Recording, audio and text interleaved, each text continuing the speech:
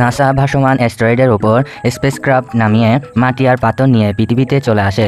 সাথে সাথে ওই স্যাম্পলের ল্যাব টেস্ট করা হয়। এরপর যা জানতে পারে সেটা অবিশ্বাস্যকর। আমাদের পৃথিবীতে 20টি কেমিক্যাল পাওয়া যায় যার মধ্যে জীবন গড়া সম্ভব। কেমিক্যালগুলোর নাম আপনারা স্ক্রিনে দেখছেন এখন। আর ওই 20টি থেকে 14টি অ্যামিনো অ্যাসিড এই অ্যাস্টেরয়েডে পাওয়া গিয়েছে। আর একটি কথা, আপনার ও আমার ডিএনএ ওইটা হয়েছে 5টি নিউক্লিওটাইড বেসেসে। এইসব জানেন এর থেকে কতটি পেয়েছে? 5টির মধ্যে 5টি। মানে এই অ্যাস্টেরয়েড যে গ্রহ থেকে ভেঙে এসেছে সেখানে জীবন পাওয়া যায়। অনেক রিসার্চ করার পর বৈজ্ঞানিকরা জানতে সক্ষম হয় এটা কোন গ্রহ থেকে এসেছে, যা হলো আমাদের পৃথিবী।